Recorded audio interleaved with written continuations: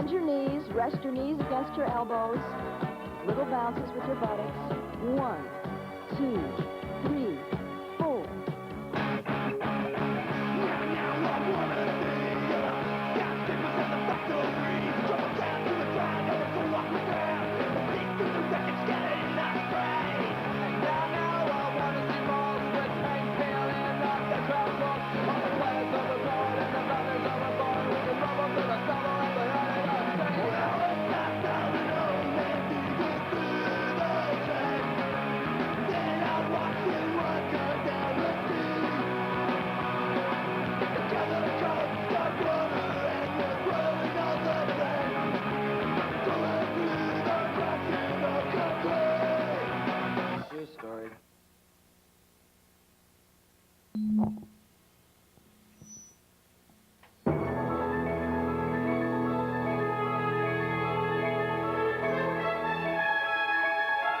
On April 19th, 1775, a group of colonists hurriedly gathered at Lexington, Massachusetts, to block a detachment of British soldiers on their way to Concord, where American arms were stored.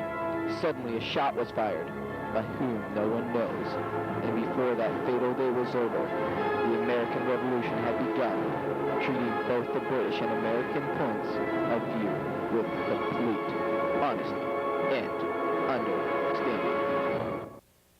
On the night of April 18th, 1775, Paul Revere rode to warn the American patriots northwest of Boston that the British intended to raid Lexington and Concord. The British are coming! The British are coming!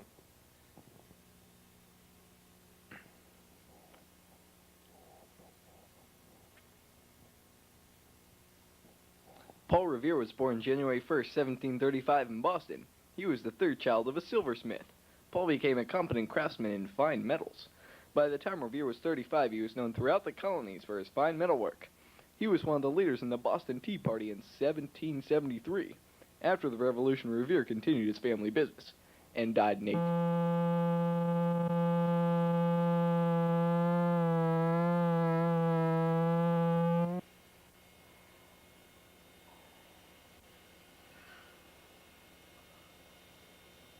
Guys, get up! The camera's on!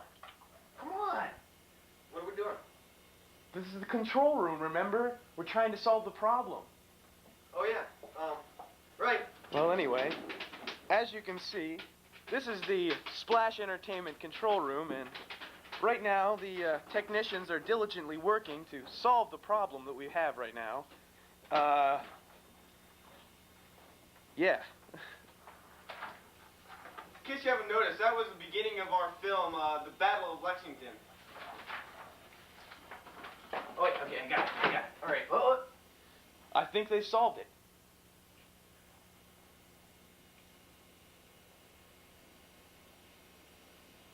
You guys have it? Yes. All right, we solved the problem. Okay, you can put the reel back in. Okay. Okay, it's off.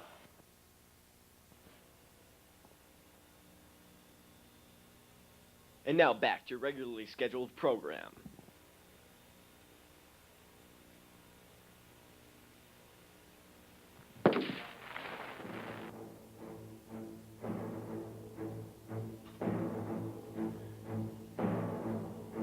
When the 600 British soldiers reached Lexington at dawn, they found 70 armed Minutemen under Captain Jonas Parker drawn up to meet them. Captain Parker shouted an order to his men. "Stand your ground," he ordered. "Don't fire unless fired upon. But if they want a war, let it begin here." One of the British soldiers fired his musket. An excited British officer shouted, "Fire!"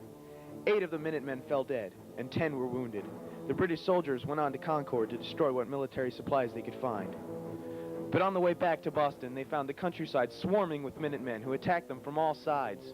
Nearly 300 scarlet-coated soldiers were killed or wounded by the little colonial army that could not even boast uniforms. Only the arrival of fresh troops saved the British from complete disaster. At Lexington was fired the shot heard round the world. The engagements of the 19th of April proved that raw militiamen could stand up against trained professional fighters. As the British commander himself admitted, the New Englanders were no irregular mob. The British were now on the defensive. Boston was under siege. The War of the Revolution had begun.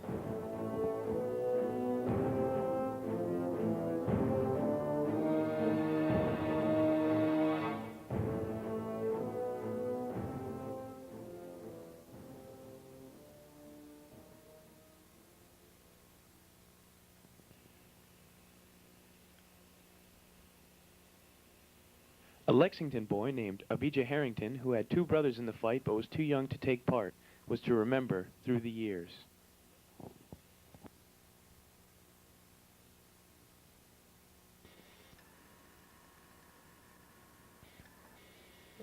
I went up to the meeting house soon after the regulars had marched off for Concord, and at the distance of about 10 or 12 rods below the meeting house, where I was told the main body of their troops stood when they were fired upon by our militia, I distinctly saw blood on the ground, in the road, and being a little descending, the blood ran along the road, about 6 or 8 feet. It was awful.